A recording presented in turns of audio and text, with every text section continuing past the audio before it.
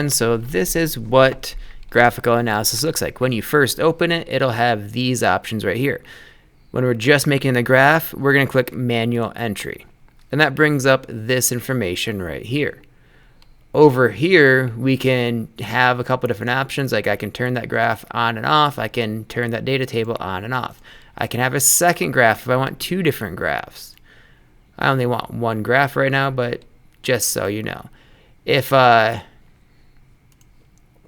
you click these three little dots, you can have a manual or check for updates, what's new. So if you need help, you can always click on the user manual, and it opens a web link for that. So first thing we're going to do is we're going to go to our data table, and we're going to click our column options. For this particular graph, our x-axis is going to be time. Our units are going to be seconds. So we're going to put S for seconds. And then I'm going to click apply. And now it changes time in seconds up here, and it also changes time down here. Then I'm going to go to column options for the y-axis, and I'm going to type in position from whiteboard. And that was in meters, so I'm going to put an M for meters and click apply. Now position from whiteboard changes up there, and position from whiteboard changes over there. From here, you can enter your data. So your first time, it might be like if you were controlling time, 1 second, 2 seconds, and you can hit enter and it goes to your position, or you can use your arrow keys and just go down. So there are the positions, and then I can always go down to the bottom row and hit the down button, and it adds more data if I need it. So position at 1 second might be 0.5 meters and 1.5, 2, 2.5, 3, 3.5, 4, 4.5, 5. And that would be my data for this. I'm actually going to change this data slightly, just so it's not perfect data.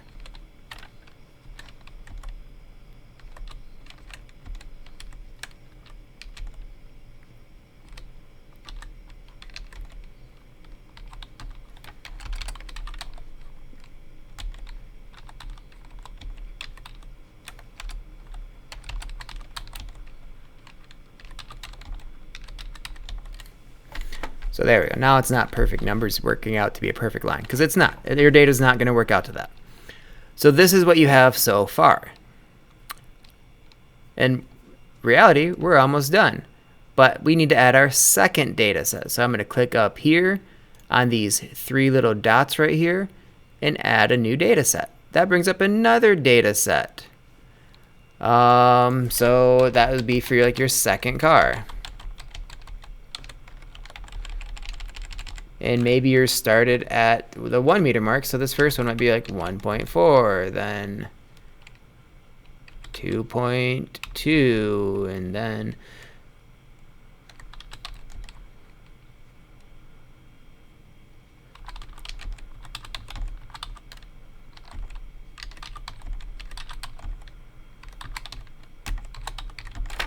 and something like that.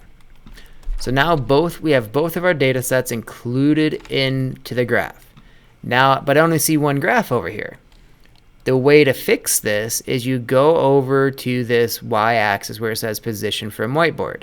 And if you click on that, you get these options over here. I just clicked on it normal, and data set 1 is turned off. So if I want data set 1, I can turn that back on. And I can turn data set 2 off. But when I have both of these on, I see both graphs over here. And I just added 1 to these, so they do follow each other pretty well. So that's how you can get both your data sets onto your graph. And then we need to do a line of best fit. So if we go down to this bottom icon right here, this graph tools one on the bottom left of your screen, and click it. We want a graph. If we want a graph legend, we can turn that on or not.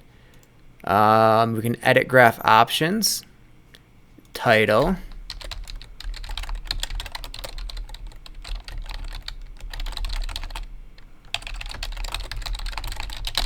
so position from whiteboard versus time of buggy to travel, or whatever you want to do it. You can have lines on there. We don't really like lines, we like the points. Scaling, we can click automatic or always show from 0. I like always show from 0 for the scaling, because that way this always starts from 0 down here, which is what data should do. And then we can apply a curve fit. This is going to be what we do a lot of times. We apply a curve fit. And so here we have this linear right here, and that's what we're going to choose because that looks like a pretty linear line. If it didn't, we could do like quadratic and see if that works, or power. And you can see like how these are not fitting quite as well as a linear line. That fits pretty well. So then I click apply. And over here, I get a bunch of information. I can scroll down. The red stuff refers to that red line. The blue stuff refers to that blue line. M represents the slope. B represents the y-intercept. This R tells us how much of a line it is, and 0.99 means that it's like 99% a straight line, which is pretty good data. And then the root mean square here, that tells us other information that we don't really care about. But the M and the B are what we care about the most, because that's the slope, and the B is the y-intercept. And that's how you can make a graph on graphical analysis. Pretty simple. If you have any questions, let me know.